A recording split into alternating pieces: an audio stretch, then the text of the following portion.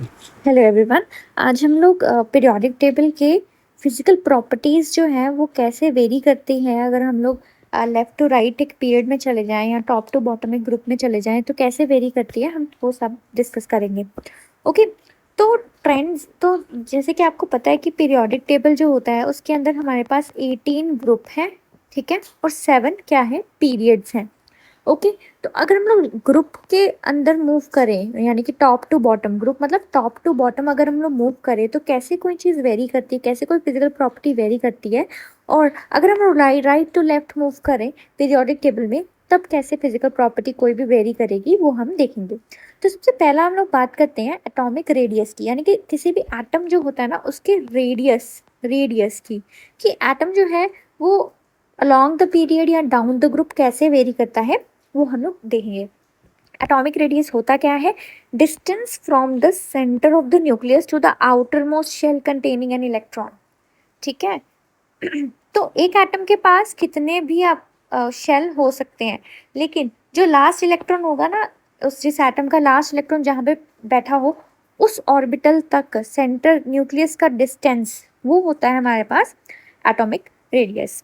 Okay, atomic radius 3 type के होते हैं। पहला है कोवेलेंट रेडियस, जब कोई मॉलिक्यूल कोवेलेंट बॉन्ड से मिलकर बना हो उसमें हम लोग कोवेलेंट रेडियस देखेंगे।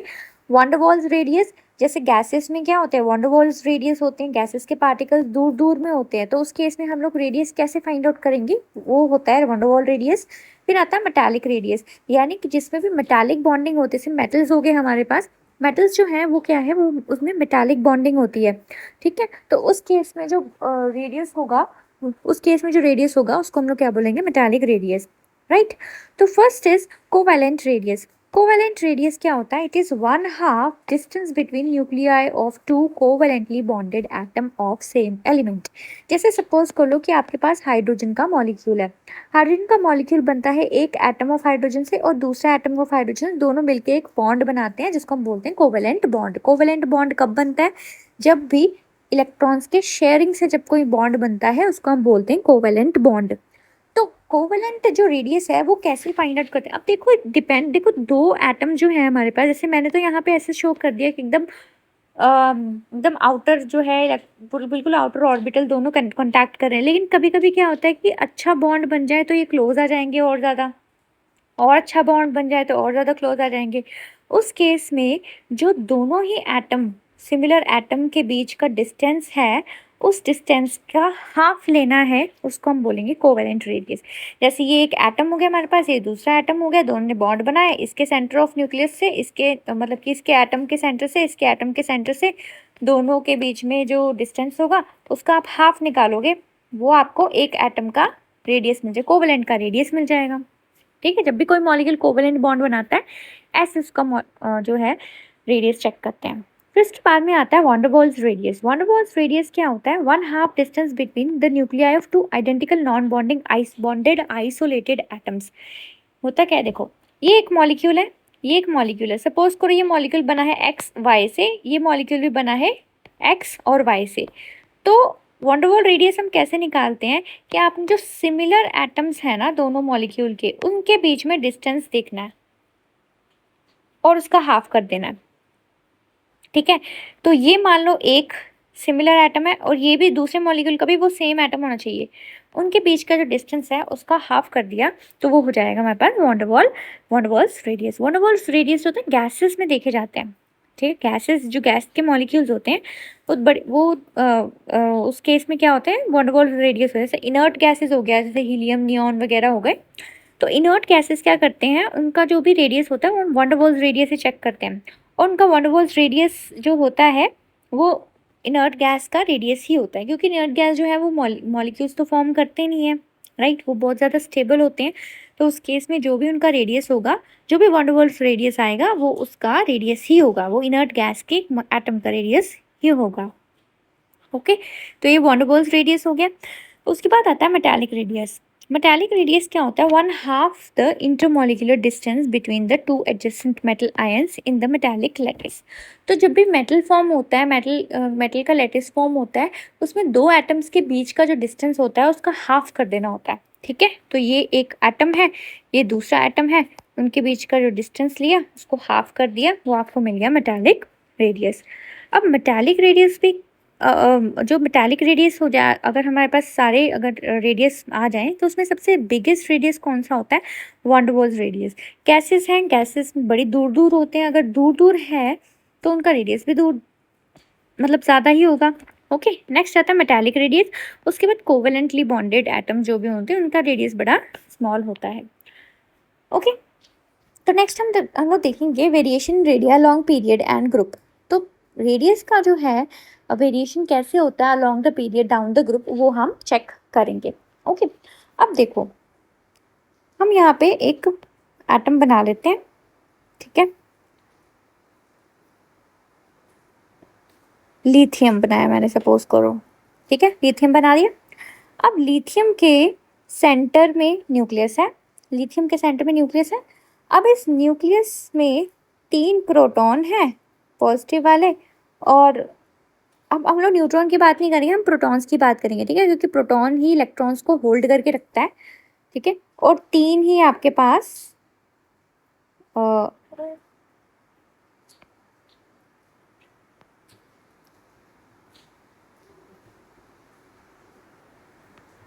तो 3 ही आपके पास इलेक्ट्रॉन्स है, ठीक है। फर्स्ट शेल में 2 इलेक्ट्रॉन्स हो गए और दूसरे शेल में 1 इलेक्ट्रॉन हो गया,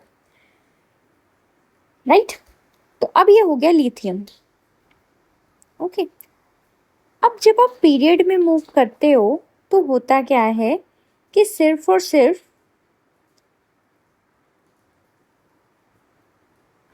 जो है आउटर जो शेल होता है ना, उसी के अंदर ही इलेक्ट्रॉन्स जो है वो बढ़ते रहते हैं, ठीक है, आउटर शेल के इलेक्ट्रॉन्स ही बढ़ते रहते हैं। अब जैसे ही आगे आप मूव करोगे बेरिलियम की तरफ, फिर आता है बोरोन, फिर आता है कार्बन, फिर आता है नाइट्रोजन, फिर आता है ऑक्सीजन, फिर आता है फ्लोरीन, ठीक है। अब जब आप बेरिलियम की तरफ मूव करोगे तो बेरिलियम के जो सेंटर है न्यूक्लियस, उसके अंदर 4 प्रोटॉन्स होंगे, ठीक है, उसके अंदर कितने प्रोटॉन्स होंगे?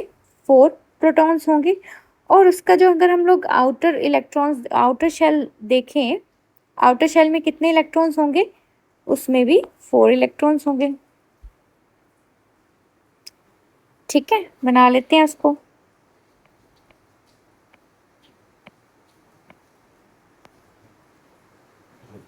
ये फर्स्ट शेल आ गया, ये सेकंड शेल आ गया। ओके, तो फर्स्ट शेल में 2 इलेक्ट्रॉन्स, सेकंड शेल में भी 2 इलेक्ट्रॉन्स, मतलब हमारे पास बेरिलियम में भी 2 इलेक्ट्रॉन्स आ गए। अब देखो लिथियम के आटोमोस्ट शेल में कितना था? 1 इलेक्ट्रॉन। अंदर कितने, मतलब कि टोटल इलेक्ट्रॉन्स कितने थे? 3 इलेक्ट्रॉन्स। अंदर भी 3 इलेक्ट्रॉन्स, बाहर भी 3 इलेक्ट्रॉन्स। अब जब बेरिलियम की तरफ मूव करेंगे तो अंदर 4 इलेक्ट्रॉन्स हो गए न्यूक्लियस में, बाहर कितने इलेक्ट्रॉन्स हो गए? बाहर भी 4 इलेक्ट्रॉन्स हो गए, और आउटरमोस्ट शेल में इलेक्ट्रॉन्स बढ़ गए, यानी कि 2 हो गया, ठीक है। उसकी वजह से क्या होता है कि थोड़ा सा जो ये एटम है इसका साइज रिड्यूस हो जाता है। क्यों रिड्यूस हो जाता है? क्योंकि जो बेरिलियम है वो क्या करता है कि जो उसके न्यूक्लियस है वो आउटर मोस्ट इलेक्ट्रॉन्स को है ज़्यादा अच्छी तरीके से अपनी तरफ अट्रैक्ट कर लेता है। ओके, तो अब नेक्स्ट में क्या आता है? देखो बोरोन है, बोरोन में अंदर 5 इलेक्ट्रॉन्स, ठीक है, बाहर भी 5 इलेक्ट्रॉन्स। अब देखो इलेक्ट्रॉन्स जो है वो सेम शेल्स में ही बढ़े जा रहे हैं, राइट। तो ये 1s2 2s1 था, ये 1s2 2s2 था, ये 1s2 2s2 2p1 होगा, राइट। तो यानी कि जो प्रिंसिपल क्वांटम शेल है वो सेम है, और उसके अंदर ही इलेक्ट्रॉन्स बढ़े जा रहे हैं। 5 इलेक्ट्रॉन्स अंदर, 5 इलेक्ट्रॉन्स बाहर, तो ये और छोटा आ जाएगा। उस तरीके से कार्बन और छोटा हो जाएगा, नाइट्रोजन और छोटा आ जाएगा। ओके, और जैसे जैसे आप जाते जाओगे आगे आगे, वैसे वैसे जो है जो साइज होता है एटम्स का वो डिक्रीज होता जाता है, ठीक है। तो मतलब कि आउटर शेल में एक इलेक्ट्रॉन बढ़ा है, ओके, आउटर शेल में एक इलेक्ट्रॉन बढ़ा है। जब आउटर शेल में इलेक्ट्रॉन्स बढ़ा है, अंदर प्रोटॉन्स भी बढ़ रहे हैं, तो जितने मतलब कि ज़्यादा लोग एक दूसरे को अट्रैक्ट कर रहे हैं, राइट, उसकी वजह से क्या होता है कि जो एटम का साइज वो रिड्यूस हो जाता है। ओके, तो अलोंग द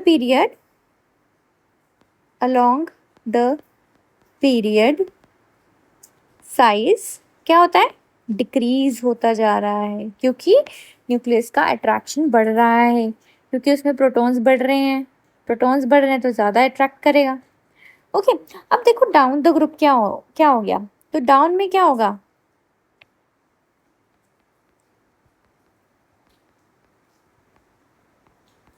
अब डाउन द ग्रुप क्या हो रहा है कि न्यू शेल आ रहा है, आपको पता है, ठीक है। इसका लिथियम का एटॉमिक कॉन्फ़िगरेशन, इलेक्ट्रॉनिक कॉन्फ़िगरेशन क्या था, 1s2, sorry 1s2 2s1।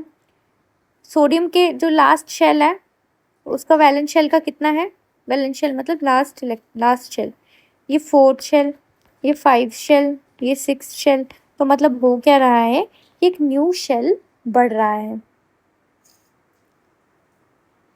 Okay,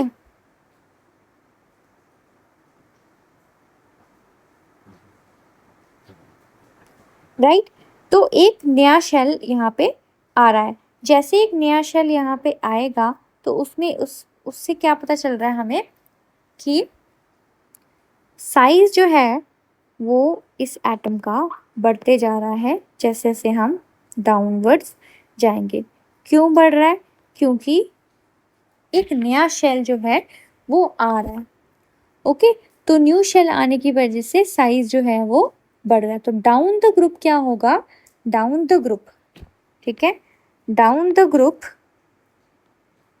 down the group atomic size increases, down the group increase हो रहा है और अलोंग द पीरियड डिक्रीज हो रहा है, ठीक है। तो यहाँ पे ये अलोंग द पीरियड है, ये डिक्रीज हो रहा है, और अगर आप नीचे आते जाओगे तो वो इंक्रीज हो रहा है। अलोंग द पीरियड डिक्रीज इसलिए हो रहा है क्योंकि सेम शेल में ही, सेम प्रिंसिपल शेल में ही, देखना 2 2 वाले ही होंगे, यहाँ पे सारे 2 2 वाले हैं, यहाँ पे सारे 3 3 वाले हैं, तो सेम शेल में ही नंबर ऑफ इलेक्ट्रॉन्स बढ़ रहे हैं। ओके, जिसकी वजह से अट्रैक्शन बढ़ रही है, न्यूक्लियर अट्रैक्शन बढ़ रही है और साइज छोटा होता जा रहा है। डाउन द ग्रुप क्या होगा कि न्यू शेल आ रहा है, ठीक है, 3 वाला, 4 वाला, 5 वाला, 6 वाला, तो न्यू शेल आएगा तो वो ज़्यादा स्पेस लेगा, तो न्यू शेल आ रहा है, न्यू शेल आने की वजह से साइज अगेन यहाँ पे बढ़ेगा।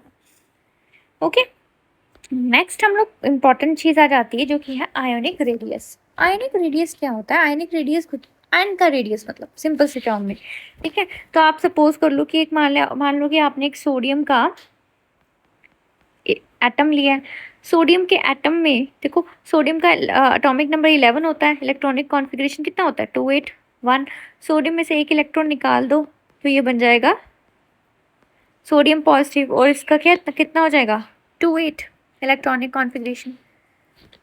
ओके, तो ये था आपके पास सिंपल सा एटम, ठीक है, और ये आपके पास क्या आ गया है, आयन। तो अब क्या है, इस आयन में न्यूक्लियस का आउटमोस्ट शेल जिसमें कि इलेक्ट्रॉन्स पड़ा हुआ है, ठीक है, वहां तक कितना रेडियस होगा, दैट इज आयनिक रेडियस, ठीक है। तो न्यूक्लियस का कहाँ तक जो है अट्रैक्शन हो सकता है, वहां तक ये जो भी है आयनिक रेडिया हम लोग बोलते हैं उसको। ओके, उसी तरीके से आपके पास क्लोरीन भी है, क्लोरीन की इलेक्ट्रॉन लेगा तो वो बन जाएगा क्लोराइड, यहाँ पे था 287, यहाँ पे जाएगा 288।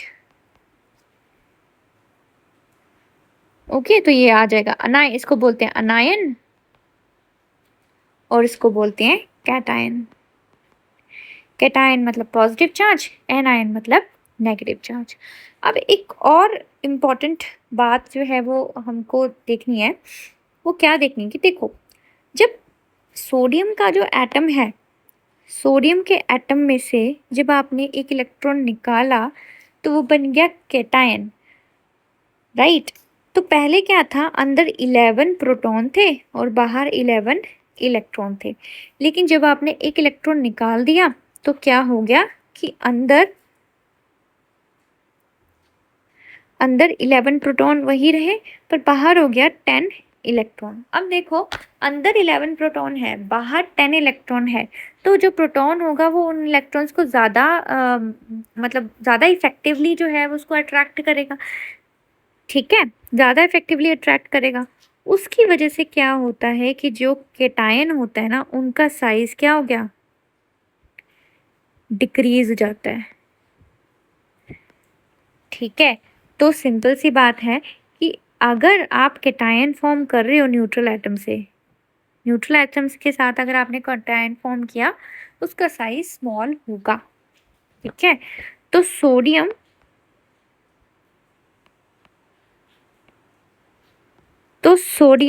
और सोडियम कैटायन, ठीक है, इन दोनों में से ज़्यादा बड़ा साइज किसका होगा? सोडियम के एटम का। कैटायंस के साइज जो होते हैं वो कम हो जाते हैं एज कंपेयर टू जिस एटम से बना हो। उसी तरीके से अगर हम लोग क्लोरीन की बात करें, क्लोरीन का अगर मैं यहाँ पे एटम फॉर्म करूँ तो क्लोरीन के एटम में क्या है, अंदर 17 प्रोटॉन्स हैं, बाहर 17 इलेक्ट्रॉन्स हैं। अब एक और इलेक्ट्रॉन आ गया, अब अगर एक और इलेक्ट्रॉन आ गया तो इलेक्ट्रॉन ऑलरेडी अंदर बहुत ज़्यादा इलेक्ट्रॉन्स हैं, ऑलरेडी अंदर बहुत सारे इलेक्ट्रॉन्स हैं। तो अगर आपने एक और इलेक्ट्रॉन लाए तो यानी कि 18 इलेक्ट्रॉन हो गए बाहर। ठीक है, तो और इलेक्ट्रॉन लाए, 18 इलेक्ट्रॉन हो गए बाहर। यहाँ पे क्या आ गया? Electron electron repulsion. Okay, electron electron repulsion आ गया। अब इलेक्ट्रॉन इलेक्ट्रॉन रिपल्शन आने की वजह से क्या हो गया? साइज बढ़ गया। तो इसलिए जो कैटायंस, जो आपके पास एनायंस होते हैं नेगेटिव चार्ज वाले, वो उनका साइज बड़ा होता है एज कंपेयर टू उनके एटम से, न्यूट्रल एटम से। तो क्लोराइड लिया मैंने और क्लोरीन का एक एटम लिया और एक क्लोराइड ले लिया, तो उसमें से ज़्यादा बड़ा साइज किसका होगा? और एक और बात है, जितना ज़्यादा चार्ज बढ़ता जाएगा ना, उतना मतलब कि उसके साइज़ में इफेक्ट आता जाएगा। यानी कि अगर नेगेटिव चार्ज बढ़ता जाएगा ना तो साइज़ भी बढ़ता जाएगा। जैसे कि मान लो एक एक्स है, ये पहले एक नेगेटिव चार्ज आया, फिर 2 नेगेटिव चार्ज आया, फिर 3 नेगेटिव चार्ज आया। जैसे जैसे आप नेगेटिव चार्ज बढ़ा रहे हो ना, वैसे वैसे साइज़ बढ़ता जाएगा। क्यों बढ़ता जाएगा? क्योंकि आप एक और इलेक्ट्रॉन ला रहे हो, और इलेक्ट्रॉन आउटरमोस्ट शेल में अगर आप डालोगे तो रिपल्शंस होंगी उनके बीच में, सेम चार्ज है ना। ठीक है, उसी तरीके से यहाँ पे भी है। जैसे जैसे आप इलेक्ट्रॉन निकालते जाओगे ना, वैसे वैसे न्यूक्लियस जो है वो आउटरमोस्ट शेल को और अट्रैक्ट करता जाएगा अपनी तरफ। अगर आपने एक इलेक्ट्रॉन निकाला, वो अट्रैक्ट करेगा, साइज स्मॉल हो जाएगा। दूसरा निकालोगे वो और अट्रैक्ट करेगा। तीसरा निकाल नहीं पाओगे। क्यों? क्योंकि वो इतना छोटा हो गया है कि वो न्यूक्लियस जो है वो आउटरमोस्ट शेल के इलेक्ट्रॉन को बहुत स्ट्रांगली होल्ड कर रहा है। इलेक्ट्रॉन्स निकाल ही नहीं पाओगे। ठीक है, तो ये चीज़ आपने देखनी है और याद रखनी क्या होता है। ठीक है, उसके बाद नेक्स्ट आता है हमारे पास टॉपिक आइसो इलेक्ट्रॉनिक आयंस और स्पीशीज। आइसो इलेक्ट्रॉनिक, आइसो का मतलब होता है सेम। ठीक है, आइसो का मतलब होता है सेम, और इलेक्ट्रॉनिक का मतलब होता है इलेक्ट्रॉन्स। यानी कि जिन एटम्स के पास सेम इलेक्ट्रॉन्स होते हैं ना, उनको हम बोलते हैं आइसो इलेक्ट्रॉनिक। जैसे कि आप देखो यहाँ पे सल्फर 2 नेगेटिव, ठीक है, क्लोराइड आयन, पोटेशियम आयन। अब इन सब के केस में क्या है, सबके पास 18 इलेक्ट्रॉन्स हैं। न्यूक्लियस कितने मर्जी हो, मतलब अलग अलग एलिमेंट्स के एटम होने चाहिए। उनका अगर नंबर ऑफ इलेक्ट्रॉन्स सेम है तो क्या हो जाएगा उनका आइसो, मतलब कि वो क्या बोलेंगे, हम लोग क्या बोलेंगे उनको? Iso electronic species. ओके, क्या बोलेंगे? Iso electronic species. और आइसो इलेक्ट्रॉनिक स्पीशीज में ही जो है आप जो है साइज का कंपैरिजन कर सकते हो। ठीक है, साइज का कंपैरिजन कैसे कर सकते हो? आप देखो यहाँ पे आपको मैं कुछ कैटायंस दे रही हूँ।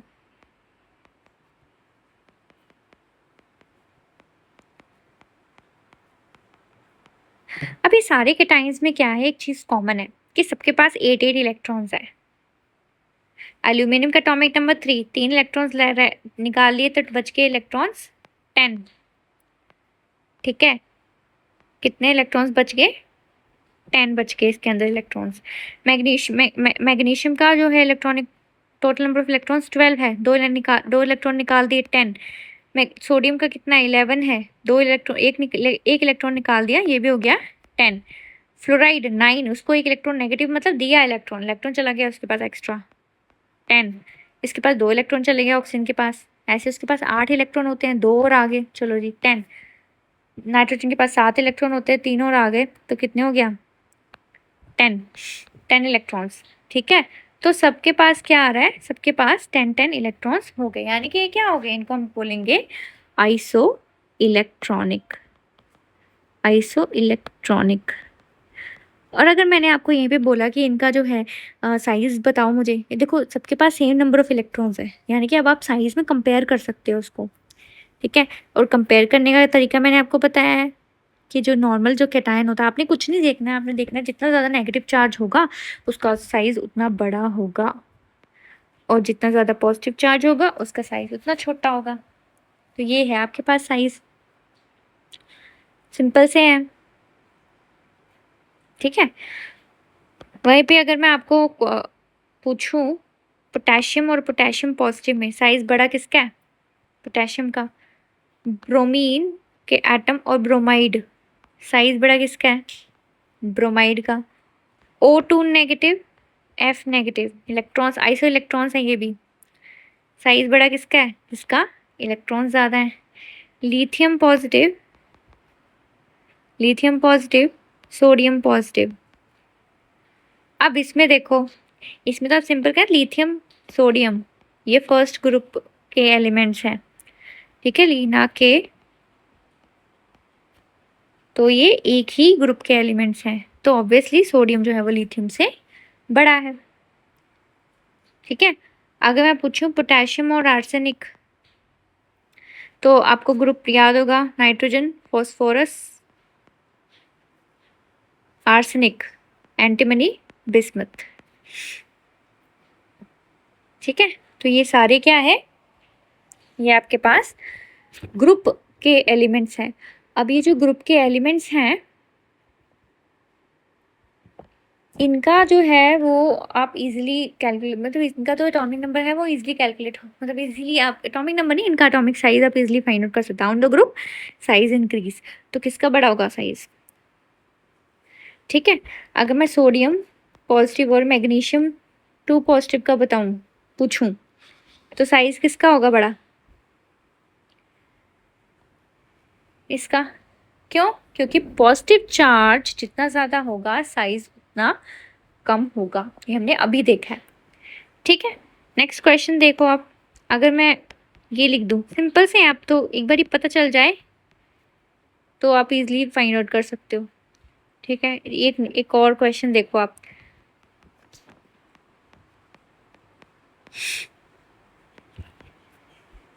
इसमें देखो,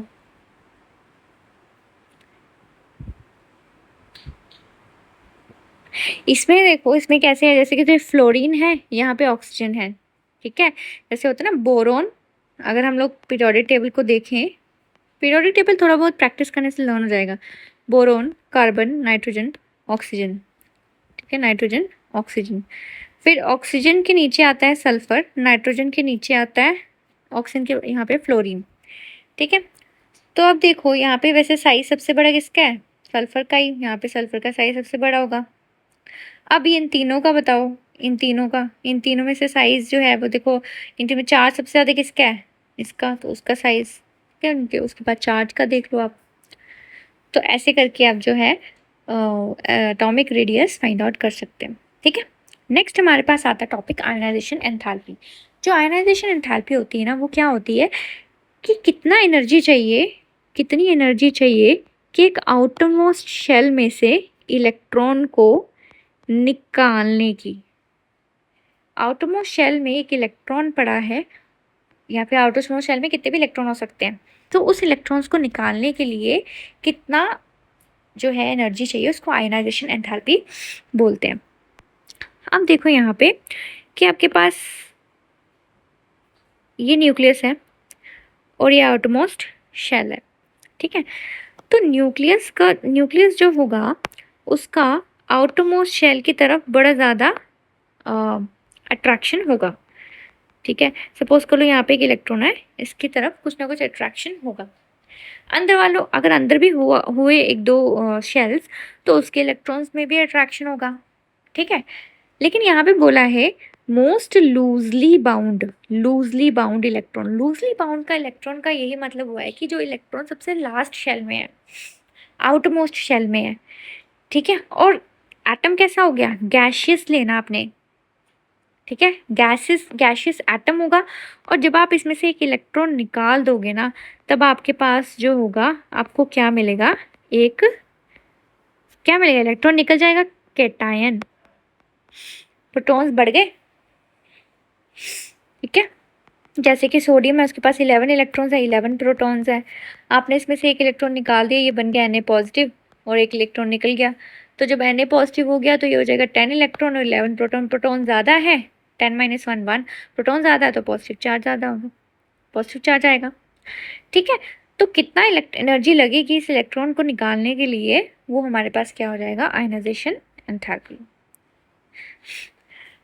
और जैसे जैसे कैटायन बढ़ता जाता है ना, मैंने आपको बोला कि देखो जैसे जैसे आपके पास कैटायन जो है उसका साइज जैसे जैसे कम होता जाए, कैटायन जितना ज़्यादा चार्ज का होगा ना, उसमें से इलेक्ट्रॉन निकालना बड़ा मुश्किल होता जाएगा। क्यों? देखो अगर आपने एक इलेक्ट्रॉन निकाला, उसमें एक चार्ज आ गया, ठीक है। अब अगर एक चार्ज आ गया तो अंदर के जो प्रोटॉन होगा वो बाहर के इलेक्ट्रॉन को बड़े स्ट्रांगली होल्ड करेगा। मान लो आपने और ज़्यादा एनर्जी देके निकाल लिया, ठीक है। पहले आपके पास एक एटम था, ठीक है। सपोज करो कि पहले आपके पास एक एटम था, ठीक है। आपने इसको एनर्जी दी, पहली एनर्जी दी, ठीक है। आपने इसको एनर्जी दी और ये बन गया कैटायन। अब इसको फिर से आपने एनर्जी दी और इलेक्ट्रॉन निकाले। एनर्जी देने का मतलब है कि जो इलेक्ट्रॉन है उसको निकाला, आयनाइजेशन एंथैल्पी। अब आपने यहाँ पे फिर से इलेक्ट्रॉन को निकालने की कोशिश की, ठीक है। सेकेंड इलेक्ट्रॉन भी निकाल दिया। अब ये और छोटा हो गया, छोटा हो गया ये। अब इसमें चार्ज भी ज़्यादा आ गया, 2 पॉजिटिव चार्ज आ गया। अब तो न्यूक्लियस और अच्छे से होल्ड कर रहा है इलेक्ट्रॉन्स को। अब आप इलेक्ट्रॉन्स और निकालने की कोशिश करोगे, आपको बहुत ज़्यादा एनर्जी लगानी पड़ेगी, ठीक है। तो 3 पॉजिटिव के लिए, आप किसी भी कैटायन को 3 पॉजिटिव बनाने के लिए आपको बहुत ज़्यादा एनर्जी लगानी पड़ती है। इसलिए थर्ड आयनाइजेशन एंथैल्पी हमेशा ज़्यादा होती है as compared to second and first, ठीक है। फर्स्ट आयनाइजेशन ईजी है, इलेक्ट्रॉन निकाला, ठीक है। सेकेंड आयनाइजेशन एंथैल्पी और मुश्किल होगी, थोड़ी सी मुश्किल होगी as compared to first one. Y?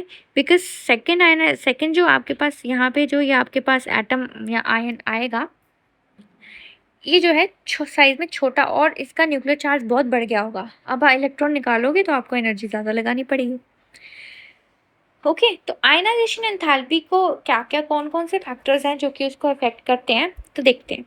तो सबसे पहले आप देखो न्यूक्लियर चार्ज।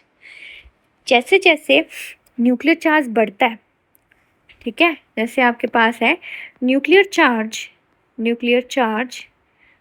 चार्ज जैसे ही बढ़ेगा तो क्या होगा, इलेक्ट्रॉन्स जो हैं वो स्ट्रांगली हेल्ड हो जाएंगे। Electrons will be strongly held in the atom. तो अगर इलेक्ट्रॉन्स को स्ट्रांगली होल्ड कर रखा है न्यूक्लियस ने, तो क्या होगा, आयनाइजेशन एंथैल्पी तो बढ़ेगी, है कि नहीं? सिंपल सी बात। नेक्स्ट आता है एटॉमिक साइज। अब देखो अगर मान लो कि एटॉमिक साइज बहुत बड़ा है और ये छोटा है, ठीक है, इसको थोड़ा ऐसे बनाते हैं। अगर ये आपके पास मान लो बड़ा एटम है और ये छोटा एटम है, अब देखो बड़े एटम में क्या है, जो न्यूक्लियस है उससे आउटरमोस्ट शेल का जो डिस्टेंस है वो बहुत ज़्यादा है। अगर ज़्यादा है तो आप उससे ईजिली इलेक्ट्रॉन निकाल सकते हो, लेकिन जो छोटा एटम होगा उसका न्यूक्लियस का होल्ड स्ट्रॉन्ग होगा, तो छोटे एटम में से इलेक्ट्रॉन्स निकालना मुश्किल है। इसलिए तो जैसे आप लेफ़्ट टू राइट मूव करते हैं ना पीरियोडिक टेबल में, वैसे वैसे क्या होता है, एटॉमिक साइज क्या हो गया, एटॉमिक साइज डिक्रीज करता है, ठीक है, जिसकी वजह से आयनाइजेशन एंथैल्पी इंक्रीज करेगी। ये क्या है, अलोंग द पीरियड। तो अलोंग द पीरियड क्या होगा, आयनाइजेशन एंथैल्पी इंक्रीज करती है, ठीक है। अलोंग द पीरियड क्या होगा, आयनाइजेशन एंथैल्पी इंक्रीज करती है, क्योंकि एटॉमिक साइज डिक्रीज करता है। एटॉमिक साइज डिक्रीज हो गया तो आप ईजिली जो है इलेक्ट्रॉन्स नहीं निकाल पाओगे। एटम का साइज छोटा होगा, न्यूक्लियस अच्छे से होल्ड कर रहा है इलेक्ट्रॉन्स को, ठीक है। नेक्स्ट आता है penetration effect of electron. Penetration effect of electron का मतलब होता है किसी भी के एटम में इलेक्ट्रॉन जो हैं वो कितनी पास है न्यूक्लियस के। जैसे कि अगर कोई एटम एस ऑर्बिटल में है, तो ठीक है, एस ऑर्बिटल का जो एटम होगा वो न्यूक्लियस के बड़ी पास होगा, तो आप ऑब्वियसली इसमें से इलेक्ट्रॉन्स निकालना मुश्किल हो जाएगा, ठीक है। फिर उसके बाद में p ऑर्बिटल, उसके बाद में d, उसके बाद में f। मतलब f में से इलेक्ट्रॉन्स निकालना आसान है एज कम्पेयर टू s में से निकालना। अगर हम सेम ही प्रिंसिपल क्वांटम नंबर की बात करें तो ओके ठीक है। तो आयनाइजेशन एनर्जी जो होती है वो इंक्रीज होता है एज पेनिट्रेशन इफेक्ट इंक्रीजेस। तो एस ऑर्बिटल का बहुत ही ज़्यादा पेनिट्रेशन इफेक्ट होता है, यानी कि न्यूक्लियस के अंदर बहुत ही क्लोजली होता है ये न्यूक्लियस के साथ। ठीक है, तो जैसे जैसे अगर न्यूक्लियस के साथ बड़ी क्लोजली है तो उसमें से इलेक्ट्रॉन निकालने में मुश्किल होगी, तो आयनाइजेशन एनर्जी बढ़ जाएगी। ठीक है, तो जितनी ज़्यादा पेनिट्रेशन इफेक्ट उतना ज़्यादा आयनाइजेशन एनर्जी। नेक्स्ट आता है शील्डिंग और screening effect of inner electrons. अब शील्डिंग और स्क्रीनिंग इफेक्ट क्या होता है? देखो ये मान लो ये आपके पास न्यूक्लियस है, ये इनर इलेक्ट्रॉन्स है, और ये लास्ट वाला आपके पास आउटर शेल वाला इलेक्ट्रॉन है। ठीक है, आउटर शेल है, जो आउटर शेल का इलेक्ट्रॉन है ना, उसको अगर न्यूक्लियस का चार्ज फील ही ना हो। कब फील नहीं होगा? जब कि ये जो अंदर वाले इलेक्ट्रॉन्स हैं ये इस अट्रैक्शन को स्क्रीन कर दे, यानी कि शील्ड कर दे, तो न्यूक्लियस का जो इफेक्ट है आउटरमोस्ट इलेक्ट्रॉन्स पे पड़ेगा ही नहीं। तो जैसे जैसे स्क्रीनिंग या शील्डिंग बढ़ती जाएगी, ठीक है, शील्डिंग जैसे जैसे बढ़ता जाएगा तो क्या होगा? आयनाइजेशन एंथैल्पी डिक्रीज होती जाएगी, क्योंकि जितना ज़्यादा शील्डिंग हो गया, बीच के इलेक्ट्रॉन्स आ गए, तो उन्होंने क्या किया कि बाहर के इलेक्ट्रॉन्स को न्यूक्लियस का चार्ज ही नहीं फील होने दिया। ठीक है, जब न्यूक्लियस का चार्ज ही फील नहीं होगा तो आप इजली इलेक्ट्रॉन निकाल लोगे यहाँ से। ओके, नेक्स्ट आता है इलेक्ट्रॉनिक कॉन्फ़िगरेशन। अब देखो इलेक्ट्रॉनिक कॉन्फ़िगरेशन भी देखने की बड़ी बड़ी ज़रूरत है। क्यों ज़रूरत है? देखो हमने पहले वाली क्लासेस में डिस्कस किया है कि जो हाफ फिल्ड है और जो फुली फिल्ड ऑर्बिटल्स होते हैं बड़े ज़्यादा स्टेबल होते हैं। अगर कोई चीज़ बहुत ज़्यादा स्टेबल होगी तो क्या होगा? इलेक्ट्रॉन्स निकाल पाओगे आप वहाँ से? बिल्कुल नहीं निकाल पाओगे। ठीक है, तो अगर मान लो कि आपके पास p ऑर्बिटल है, उसमें ये है, ये वाली कॉन्फ़िगरेशन है, तो आप यहाँ से इलेक्ट्रॉन्स निकाल ही नहीं पाओगे, क्योंकि वो बिल्कुल स्टेबल है, आराम से स्टेबल है वो। या फिर ये ले लो, इसमें से भी निकाल नहीं पाओगे। तो हाफ फील्ड या फुली फील्ड में से भी इलेक्ट्रॉन निकालना बहुत मुश्किल है। तो इलेक्ट्रॉन निकालना मुश्किल है तो एनर्जी ज़्यादा देनी पड़ेगी। ठीक है, आयनाइजेशन एंथैल्पी बढ़ जाएगी। ओके, तो ये थी हमारे पास 5 फैक्टर्स। पहले था न्यूक्लियर चार्ज। न्यूक्लियर चार्ज और एटॉमिक साइज ऑलमोस्ट सेम ही है। ठीक है, एटॉमिक साइज कम होगा तो न्यूक्लियर चार्ज बढ़ जाएगा। न्यूक्लियर चार्ज हो गया, सेकेंड हो गया एटॉमिक साइज, फिर आगे penetration effect of electron, shielding और स्क्रीनिंग इफेक्ट यानी इलेक्ट्रॉनिक कॉन्फ़िगरेशन। बड़े सिंपल से फैक्टर्स हैं। अब हम देखते हैं कि पीरियोडिक टेबल में ये कैसे वेरी करता है। ठीक है, चलो लिखते हैं। अब देखो हमारे पास, इसको हम छोटा कर देते हैं। हमारे पास कैसे है, लिखते हैं फर्स्ट पीरियड, सेकंड पीरियड के elements: lithium, beryllium, boron, carbon, nitrogen, oxygen, fluorine. ठीक है, अच्छा एक और चीज़ था, जब हम एटॉमिक साइजेस पढ़ रहे थे ना, उसमें हम लोगों ने नोबल गैसेस का नहीं पढ़ा है। ठीक है, नोबल गैसेस का साइज सबसे बड़ा होता है, याद रखना। ठीक है, नोबल गैसेस का साइज सबसे बड़ा होता है अपने पीरियड में। अब देखो lithium electronic configuration 1s2, beryllium 1s2 2s2,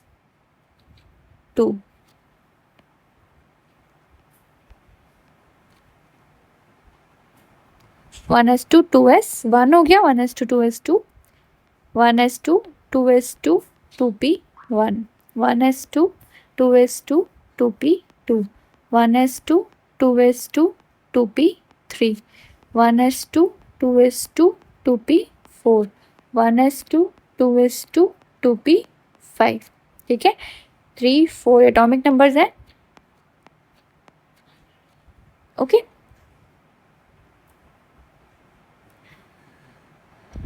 तो एटॉमिक नंबर्स लिख लिया हमने। ठीक है, इलेक्ट्रॉनिक कॉन्फ़िगरेशन लिख दिया। तो आयनाइजेशन एंथैल्पी देखो, हमने पढ़ा है कि अलोंग द पीरियड साइजेस क्या होते हैं, साइज स्मॉल होते जाते हैं, और अगर साइज स्मॉल होते जाएंगे तो इसका मतलब आयनाइजेशन एंथैल्पी बढ़ती जानी चाहिए, यानी कि आयनाइजेशन एंथैल्पी जो है वो ऐसे वेरी करनी चाहिए। ठीक है, ओके। तो मतलब कि आयनाइजेशन एंथैल्पी हम लोग देख रहे हैं, ठीक है, वो ऐसी होनी चाहिए, राइट। क्योंकि अलोंग द पीरियड लिखा है मैंने, ठीक है, सेकंड पीरियड के एलिमेंट्स लिखे हैं मैंने, तो यहाँ पे अलोंग द पीरियड जो है साइज, वो जो आयनाइजेशन एंथैल्पी वो बढ़नी चाहिए। लेकिन इसमें होता क्या है, इन दोनों में, ठीक है, और इन दोनों में,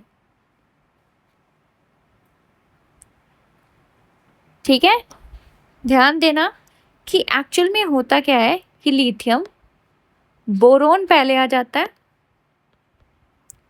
फिर बेरिलियम, ठीक है, फिर कार्बन, फिर ऑक्सीजन, फिर नाइट्रोजन, और फिर उसके बाद में फ्लोरीन। मतलब कि बोरोन और बेरिलियम ने प्लेस चेंज कर दी, ऑक्सीजन और नाइट्रोजन ने प्लेस चेंज कर दी। ऐसा क्यों है? ऑक्सीजन और नाइट्रोजन का देखते हैं। अब नाइट्रोजन का इलेक्ट्रॉनिक कॉन्फ़िगरेशन देखो, ये क्या है, हाफ फिल्ड। तो नाइट्रोजन का ऑक्सीजन जो है इलेक्ट्रॉनिक कॉन्फ़िगरेशन, ये हाफ फिल्ड है। हाफ फिल्ड में से तो एनर्जी इलेक्ट्रॉन निकालने बड़ा मुश्किल हो जाएगा, इसलिए इसका जो जो आयनाइजेशन एंथैल्पी है वो ऑक्सीजन से थोड़ा सा मतलब कि इधर को मूव करने लग जाता है, ऑक्सीजन से बढ़ जाता है। ओके, अब बोरोन और बेरिलियम में क्या है, ये है बोरोन और ये है बेरिलियम।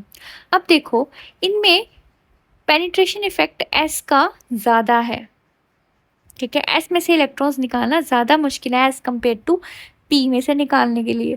ठीक है, पी में एक इलेक्ट्रॉन है, यहाँ से एक इलेक्ट्रॉन निकलेगा, तो इसीलिए क्या होता है कि यहाँ पे भी जो है बोरोन का जो होता है वो कम हो जाता है और बेरिलियम का एज़ कम्पेयर टू बोरोन बढ़ जाता है।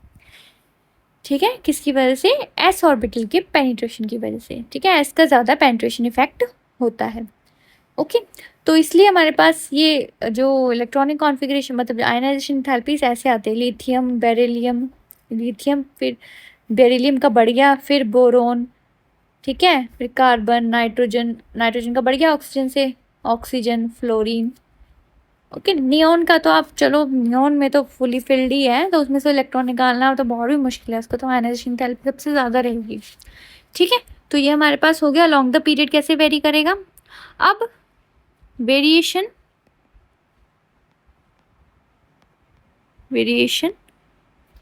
of ionization enthalpy down the group क्या आ जाएगा? अब देखो, डाउन द ग्रुप साइज बढ़ रहा है, तो आयनाइजेशन एंथैल्पी क्या हो जाएगी? डिक्रीज होती जाएगी। ठीक है, सिंपल सा है इसमें। ओके, तो अगर मैं एक क्वेश्चन करते हैं इसमें, सिंपल सा इलेक्ट्रॉनिक कॉन्फ़िगरेशन दे रही हूँ, 1s2 2s2 2p6 3s2। ठीक है, ये हो गया ए का, फिर बी का है 1s2 2s2 2p6 3s1।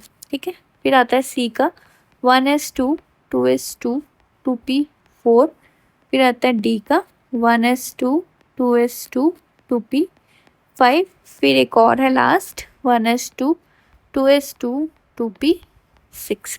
Okay, तो पहला आपने बताना है विच electronic configuration is of noble gas. Noble gas का इलेक्ट्रॉनिक कॉन्फ़िगरेशन कौन सा है? बड़ा सिंपल सा है फाइंड करना। ठीक है, पी में 6 इलेक्ट्रॉन मैक्सिमम। ओके, तो ई जो है वो क्या है? नोबल गैस है। नेक्स्ट, लोएस्ट आयनाइजेशन एंथैल्पी किसकी होगी? लोएस्ट आयनाइजेशन एंथैल्पी यानी कि जिसमें से इलेक्ट्रॉन निकालना बहुत ईजी होगा, कम एनर्जी में इलेक्ट्रॉन निकल जाएगा, लो आयनाइजेशन एंथैल्पी। अब लास्ट शेल देखते हैं, इनके तो 2 है, देखो इनके 3 है, ठीक है, और 3 है तो ये इनके कम होंगे 2 के, तो और मतलब 2 तो अंदर वाला है ना प्रिंसिपल शेल, तो ये 2 वाले तो सारे हम इसको मना ही कर देते हैं सीधा ही। ठीक है, इलेक्ट्रॉन ईजी निकाल, हम देख रहे हैं ना ईजी किस में से निकलेगा, अब इसमें से निकलेगा या तो इसमें से निकलेगा। अब ये जो है ये तो फुली फिल्ड हो गया, और इसमें से निकल जाएगा इजीली, इसलिए इसका आंसर हो जाएगा बी। ओके, तो ऐसे हमने देखना है। तो आई होप आपको आज दो जो है पीरियोडिक ट्रेंड जो हमने डिस्कस किए, एटॉमिक साइज और आयोनाइजेशन एंथैल्पी, वो समझ में आई होंगी। ओके, सो हम लोग नेक्स्ट वाले अगली क्लास में करेंगे।